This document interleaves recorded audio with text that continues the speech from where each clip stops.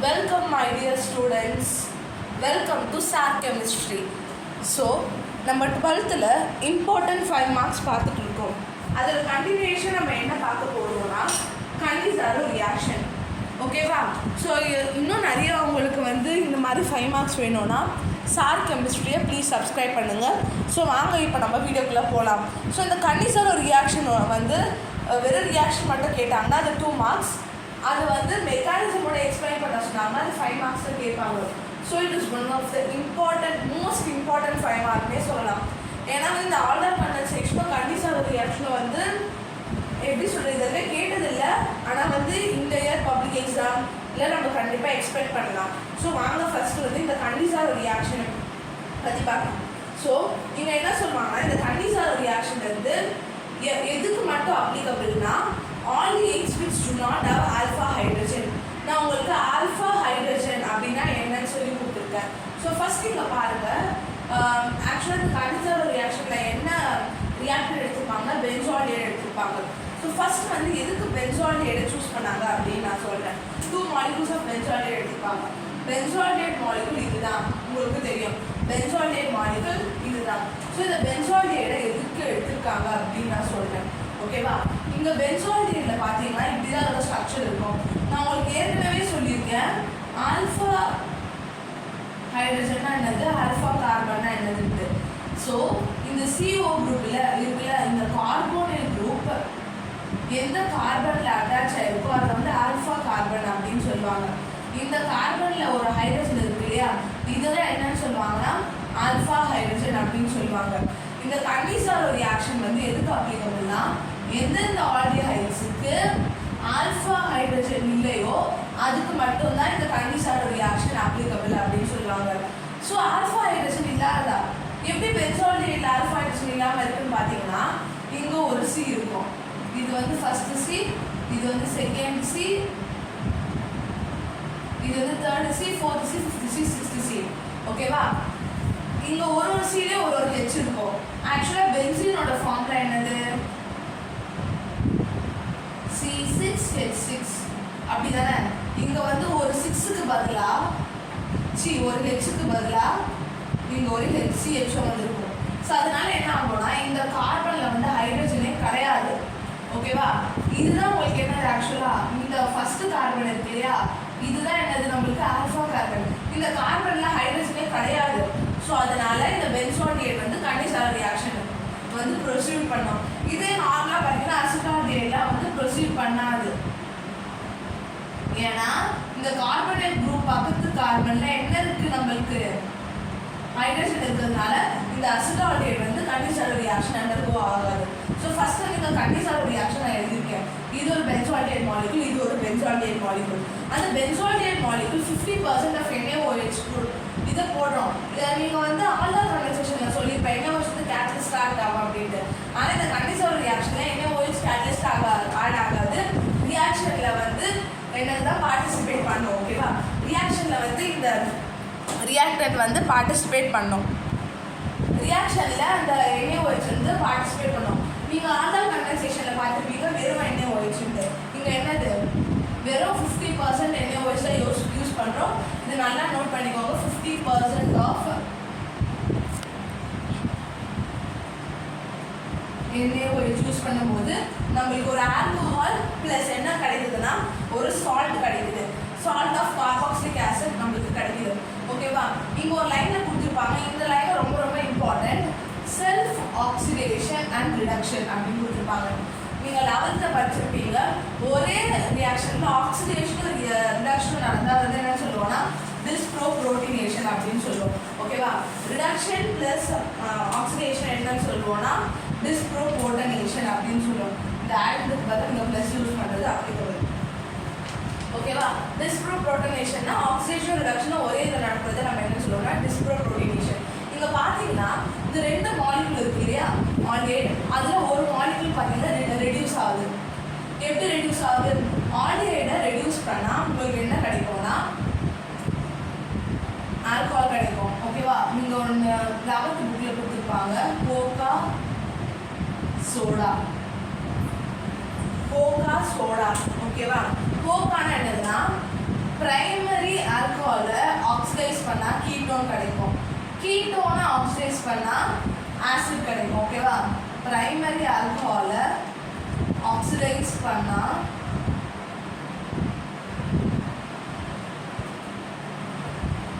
Aldehyde, sorry K வந்து எதுக்கு use பண்ணாங்கன்னா ஆல்டிஹைட் கிடைக்கும்.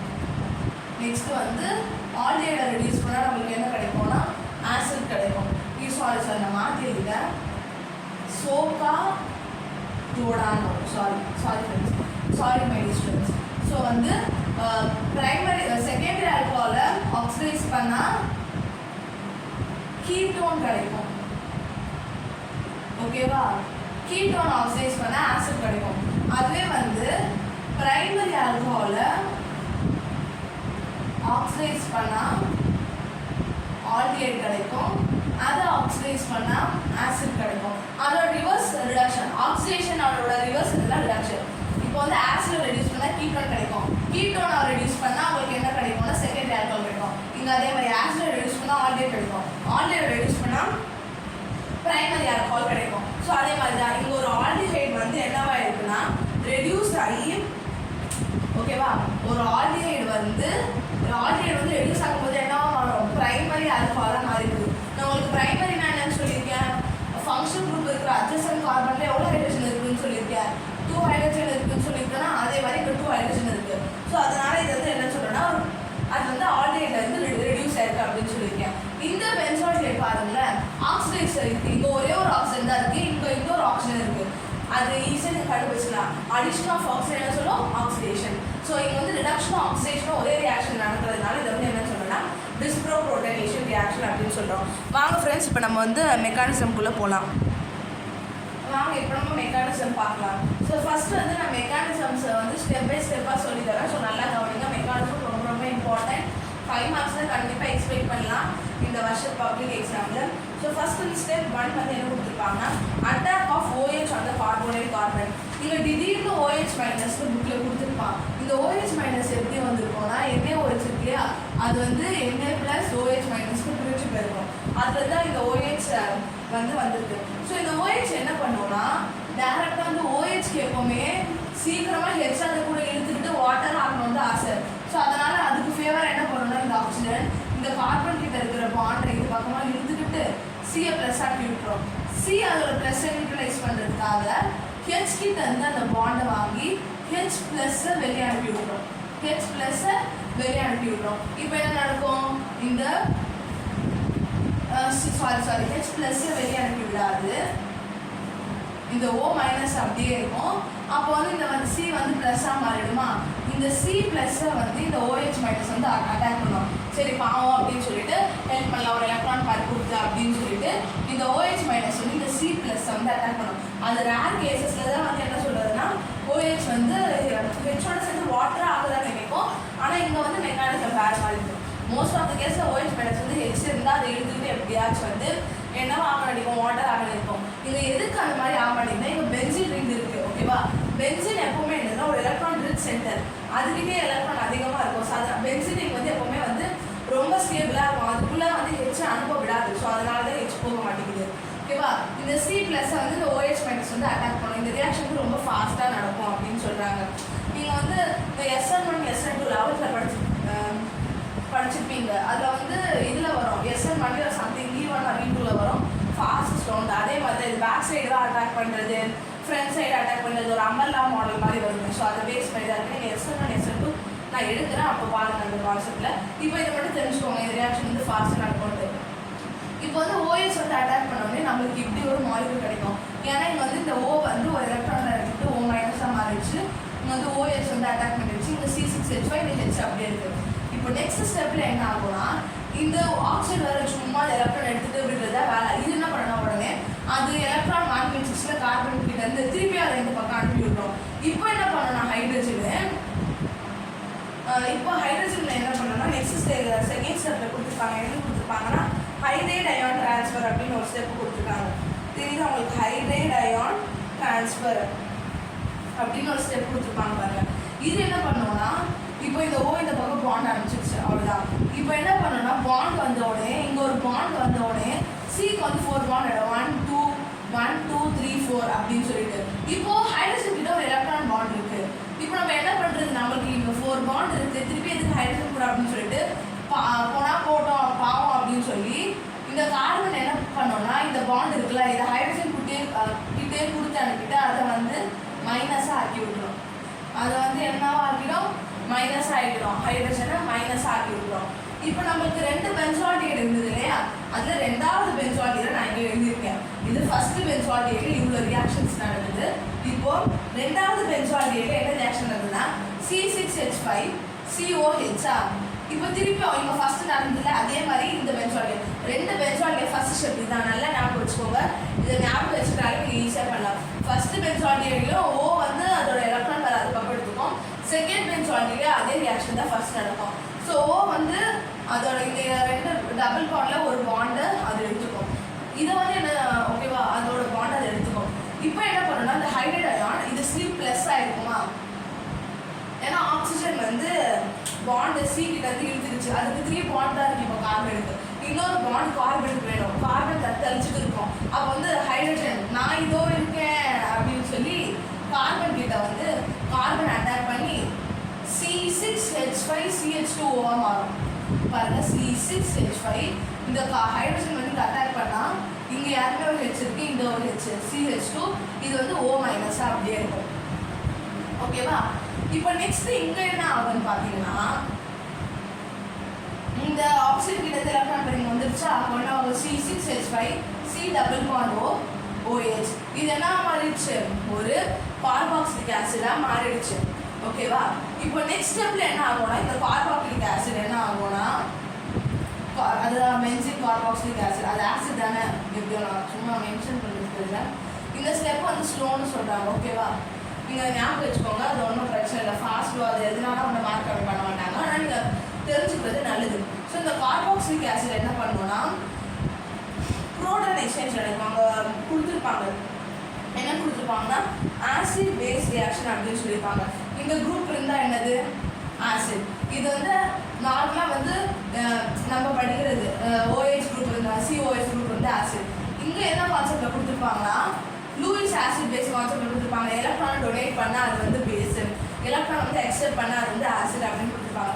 இங்கே எலக்ட்ரான் இங்கே வந்து ரிச்சாக இருக்குது, அதனால இது என்னன்னு சொல்கிறாங்கன்னா பேஸ்ன்னு சொல்கிறாங்க, இதை வந்து ஆசிட்னு சொல்கிறாங்க. இப்போ இது ரெண்டுத்துக்கும் நடுவில் வந்து ரியாக்ஷன் நடக்குது. இங்கே என்ன நடக்குதுன்னு பார்த்தீங்கன்னா நல்லா கவனிங்க. ஸோ இங்கே என்ன நடக்குதுன்னு பார்த்தீங்கன்னா புரோட்டான் எக்ஸ்சேஞ்ச் நடக்குது. இது உங்களுக்கு எப்படி நம்ம ரொம்ப காமெடியாக இருக்கும். இதுதான் அந்த ஒரு சந்தானம் காமெடியாக அவரோட அந்த கலகலப்பு படத்தில் அந்த பருத்தி முட்டை அங்கேயே இருந்திருக்கலாமே அப்படின்னு சொல்லுவார் ஹீரோ. அதுக்கு சந்தானம் அவங்களுக்கு வேறு எதுவும் வேலை இல்லை. ஸோ அந்த மாதிரி கான்செப்டாக இருக்கும். இந்த OH இங்கே வராமலே இருந்திருக்கலாம். ஆக்சுவலாக இந்த ஹெச் வந்து என்ன ஆகும்னா டேரெக்டாக இதோட போய் அட்டாக் இன்னும் இந்த இங்கே இருக்க ஹெச் டேரெக்டாக அங்கே போய் அட்டாச் ஆயிருந்தாவே என்னவா இருக்கும்னா ஆல்கஹாலாக இருக்கும். ஸோ இவங்க வந்து எப்படி சொல்கிறது, இருங்க நான் உங்களுக்கு எக்ஸ்பிளைன் பண்ண பாருங்க. இங்கே ஒரு ஹெச் இருக்கு இல்லையா, இந்த ஹெச் என்ன ஆகும்னா திருப்பியும் இந்த மாலிக்யூல் கூடயே போய் சேர்ந்துடும், முன்னாடி இருந்த மாலிக்யூல் கூடயே போய் சேர்ந்துடும்.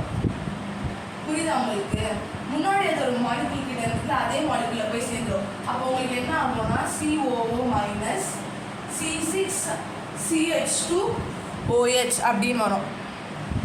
இங்கே வந்து பார்த்தீங்கன்னா புரோட்டான் எக்ஸ்சேஞ்ச் நடக்குது. புரோட்டான் எக்ஸ்சேஞ்ச்னா என்னதுன்னா இங்கே இருந்த புரோட்டான் வந்து இதோட சேர்ந்து இங்கே O மைனஸ் இருக்கு இல்லையா, அதோட சேர்ந்து என்னவா மாறிடுச்சுன்னா பென்சைல் ஆல்கஹாலாக மாறிடுது.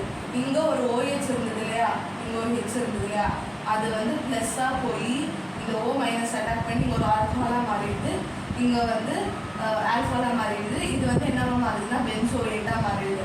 இது வந்து ஒரு பார்க்குறதுக்கு எஸ்டர் மாதிரி இருக்கும். இங்கே ஒரு அல்கைல் குரூப் வந்து அது வந்து எஸ்டர் அப்படின்னு சொல்லுவோம் இல்லையா. ஸோ இவ்வளோதான் ஃப்ரெண்ட்ஸ் இந்த கனிசார ரியாக்ஷன் உங்களுக்கு புரிஞ்சிருக்கும்னு நினைக்கிறேன். லாஸ்ட் டைம் நம்ம என்ன கொடுத்துருக்கோம்னா Cannizzaro reactions characteristic reaction of already having no alpha hydrogen. அது நான் முன்னாடி உங்களுக்கு எக்ஸ்பிளைன் பண்ணிட்டேன். இந்த வீடியோ உங்களுக்கு புரிஞ்சுதுன்னு நினைக்கிறேன். இன்னும் நிறைய வீடியோஸ்க்கு சார் கெமிஸ்ட்ரி சப்ஸ்கிரைப் பண்ணுங்க. Thank you my dear students. Photo